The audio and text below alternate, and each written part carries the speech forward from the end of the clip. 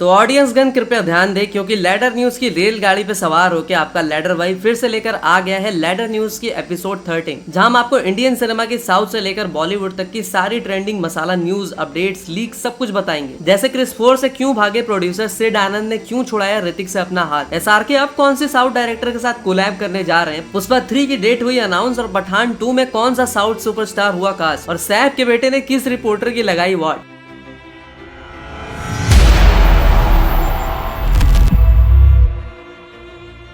तो सबसे पहले बात करते हैं बाजीगर, बादशाह, किंग खान या फिर बॉलीवुड से 3 साल से लापता जेम्स, मेरा मतलब SRK की।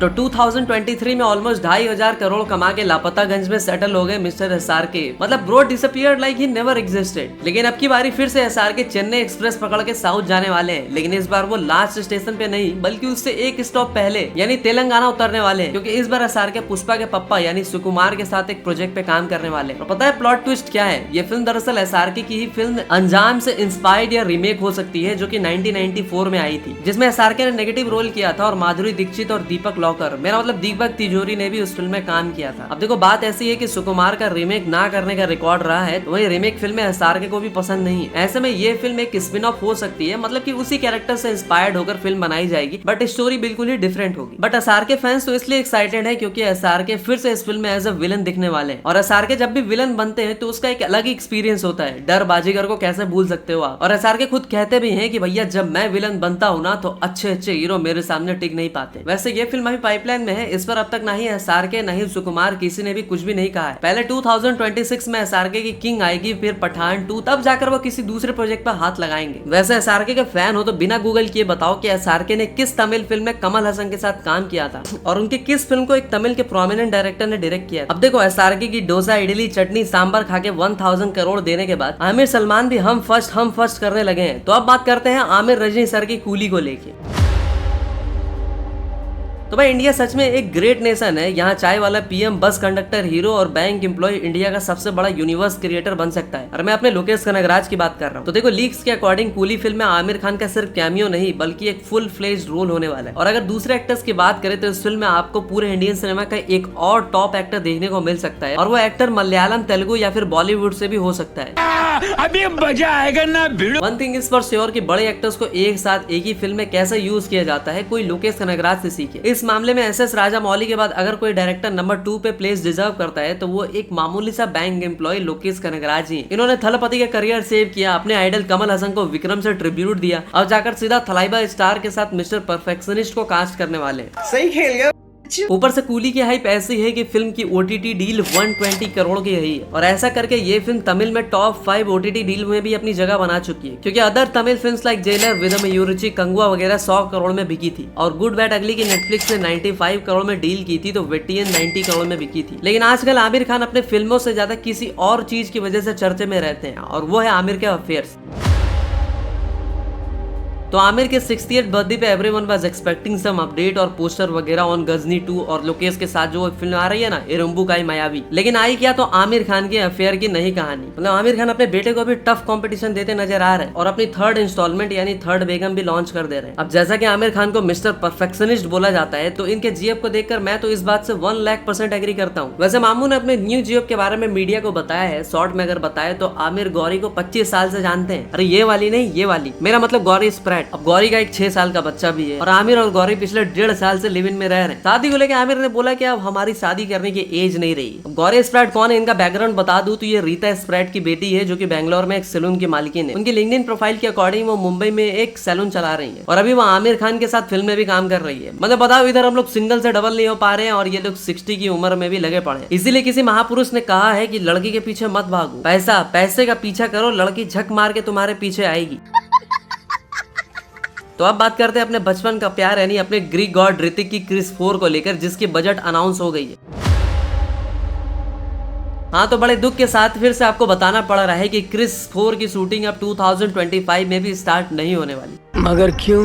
तो देखो बात ऐसी है कि काफी टाइम से ऋतिक और उनके पापा क्रिस को लेकर ब्रेनस्टॉर्म कर रहे थे और ऑडियंस को हॉलीवुड लेवल का एक्सपीरियंस देने के लिए वो कोई कसर नहीं छोड़ना चाह रहे थे। ऐसे में फिल्म की एस्टिमेटेड बजट अब 700 करोड़ चली गई है, because this is gonna be a high and VFX film. लेकिन अब कोई भी प्रोडक्शन कंपनी इस फिल्म पे पैसा ही नहीं लगाना चाहती, क्योंकि उन्हें 700 करोड़ के मैसिव बजट वाली क्रिस पे पैसा लगाना एक प्योर गैम्बलिंग लग रहा है। और आदिपुरुष जैसी फिल्मों के साथ क्या हुआ था वो एक बेस्ट एग्जांपल वो सेट करके बैठी है। ऐसे में अब सिड आनंद जो ऋतिक की क्रिस को को प्रोड्यूस करने वाले थे, उन्होंने भी ऋतिक से अपना हाथ छोड़ाकर भागना ही सही समझा है। देखो ऋतिक रोशन एक ऐसे एक्टर है इंटायर बॉलीवुड में जो कि हॉलीवुड लेवल का स्क्रीन प्रेजेंस रखते हैं। बाय द गॉड ग्रेस वो पहली मूवी से सुपरस्टार बन जाते हैं, बट आफ्टरवर्ड्स ऋतिक कुछ खास कमाल नहीं दिखा पा रहे। इस बंदे ने वॉर 2 जैसी मूवी देने के बाद रीमेक का सहारा लिया और अपने आसमान में जाते करियर को अर्जुन कपूर बनाने की सोची, जहाँ ऋतिक से बाद में एक्टर्स लाइक रणवीर कपूर, विकी कौशल अपने एक्टिंग के दम पर नेक्स्ट सुपरस्टार की रेस में आगे भागते जा रहे हैं। वहीं ऋतिक के पास वॉर 2 के बाद कोई खास प्रोजेक्ट नहीं है। वहीं अगर बात करें रणवीर कपूर की, तो इंडिया की second highest budget film Ramayana हो या फिर एनिमल पार्क या फिर ऋतिक की धूम सीरीज, आज इन सारी बेहतरीन फिल्मों की लिस्ट रणवीर के पास है। वहीं विकी कौशल ने भी 550 करोड़ नेट के साथ ऋतिक रोशन के वॉर 2 को काफी पीछे छोड़ दिया है। विकी के पास भी अभी Mahavatar and love and war जैसी अपकमिंग प्रोजेक्ट्स है। ऊपर से वो अगली फिल्म में राजकुमार हिरानी के साथ भी काम करने वाले हैं। तो ये सारे लोग कहीं ना कहीं ऋतिक से आगे निकलने की तैयारी में। देखो मैं यहाँ पे ऋतिक के साथ किसी का कंपैरिजन नहीं कर रहा हूँ, बिकॉज ऋतिक अपने आप में एक पावर हाउस है, जो कि मुझे लगता है कि वो अपने पोटेंशियल को कहीं ना कहीं वेस्ट कर रहे हैं। वैसे इसके ऊपर ऑलरेडी बीफ फ्रीक पर एक डिटेल वीडियो भी अपलोडेड है, तो आप उसे भी एक बार चेक कर सकते हो। तो अब साउथ की तेलुगु सिनेमा से एक बहुत बड़ी अनाउंसमेंट फाइनली हो चुकी है और वो है पुष्पा 3 को लेकर। फाइनली अब इसकी डेट अनाउंस कर दी गई है।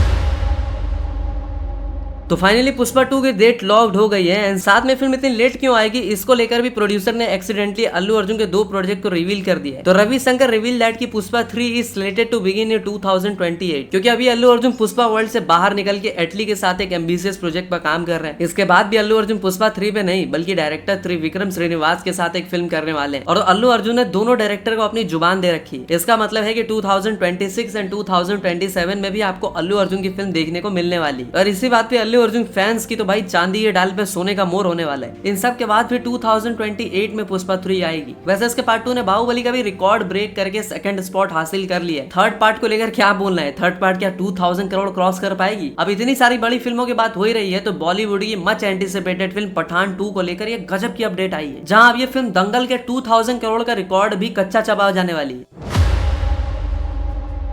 तो देखो बात ऐसी है कि वॉर 2 की तरह आप वाईआरएफ वाले पठान 2 में भी एसआरके, दीपिका के अलावा साउथ के एक प्रोमिनेंट स्टार को कास्ट करने जा रहे हैं to cater the pan India audience. और वाईआरएफ जो साउथ के बड़े स्टार को कास्ट करने वाली है ना, अब यहाँ पर बड़े स्टार का मतलब आप समझ जाओ कि साउथ में रजनीकांत, कमल हसन, प्रभास, एनटीआर, महेश बाबू, रामचरण की बात हो रही है। और इस लिस्ट में से अगर पठान 2 में कोई भी ज्वाइन करता है और स्पेशली अगर अल्लू अर्जुन ने यस या Prabhas, then it is true कि दंगल का रिकॉर्ड तो भाई यूं ही चकनाचूर हो जाएगा। हाँ ये भी है कि पठान 2 को सिड आनंद डायरेक्ट नहीं करने वाले, इस बार इसकी कमान मुखर्जी के हाथों में दी जा सकती है। ऐसे में एसआर के नॉर्थ के पहरेदार बनेंगे और साउथ का कोई सुपरस्टार साउथ का पहरेदार। और कुछ इस तरह पठान 2 सीधा 2000 करोड़ खोखा का टारगेट अचीव कर लेगी। अगली न्यूज पड़ोसी मुल्क पाकिस्तान से आ रही है, जहां पाकिस्तानी फिल्म इंडस्ट्री की हालत धोबी के कुकुर से भी बुरी हो गई है। तो पाकिस्तानी फिल्म इंडस्ट्री की हालत भाई ऐसी हो गई है, जो अपने बच्चों को भूखा तो तड़पा ही रही है, और अगर पड़ोसी उन्हें कुछ खाने को दे रहा है तो उसे भी भगा दे रही है। मेरा मतलब यह है कि इंडियन फिल्म्स को इन्होंने पहले से बैन कर रखा है, खुद ये कोई फिल्म बना नहीं रहे। ऐसे में वहाँ थिएटर बिजनेस बुरी तरह से तबाह होने वाली है। इसलिए अब जाकर वहाँ के एक एक्टर अहमद अली बट ने सिनेमा एग्जीबिटर से रिक्वेस्ट की है कि प्लीज आप हॉलीवुड, बॉलीवुड, कॉलीवुड किसी भी इंडस्ट्री की फिल्म को यहाँ पे लाओ और हमारी दम तोड़ रही इंडस्ट्री को बचा लो। देखो सिनेमा बिजनेस से गवर्नमेंट को कितना फायदा होता है ना, इस बात का अंदाजा आप इसी बात से लगा सकते हो कि इंडिया ने 2022 में जब कोविड ठीक से नहीं गया था, थिएटर बिजनेसेस डूब रहे थे, तब इंडियन गवर्नमेंट ने 15,000 करोड़ यानी कि 1.9 बिलियन यूएसडी का कलेक्शन किया था। हाँ तो अब बात करते हैं बॉलीवुड के नए लॉर्ड ऑफ निप्पो बाबू यानी इब्राहिम खान की, जो कि एक रिपोर्टर पे इतने भड़क गए कि उसकी क्लास लगा दी और उसकी अच्छे से खबर ली।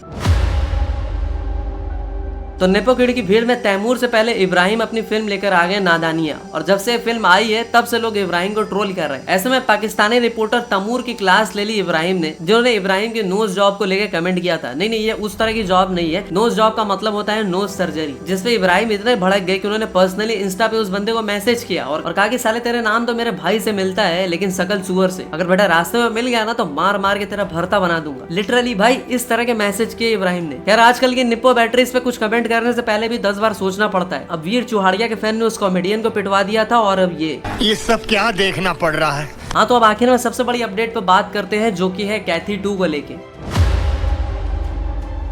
तो देखो एक रात में दिल्ली कैसे सारे गुंडों को भीगी बिल्ली बना देता है। कैथी एक ऐसी फिल्म होती है जिसे रीमेक के बादशाह अजय देवगन भी छाप के पैसे नहीं कमा पाते, क्योंकि कार्ती ने कैथी में जो काम किया होता है उसे छापना ऑलमोस्ट इम्पॉसिबल होता है। और इस फिल्म की वजह से तमिल सिनेमा या यूं कहे इंडिया को एक one of the best movie universe में मिलता है LCU। ऐसे में कैथी 2 की अपडेट को लेकर फैंस काफी टाइम से एक्साइटेड थे, तो अब जाकर इस फिल्म के लिए लोकेश और कार्ती फिर से हाथ मिला चुके हैं और उनकी एक पिक भी वायरल हो रही है। इसकी अनाउंसमेंट दरअसल कार्ती ने अपने सोशल मीडिया अकाउंट से किया, जहां मेंशन की Delhi returns let it be another fantastic year. तो भाई आज के समाचार तो यहीं पे समाप्त होते हैं, तो मैं मिलता हूँ आपसे एक और ताजा तरीन जोहरा जबीन वीडियो के साथ। तब तक के लिए हर हर महादेव।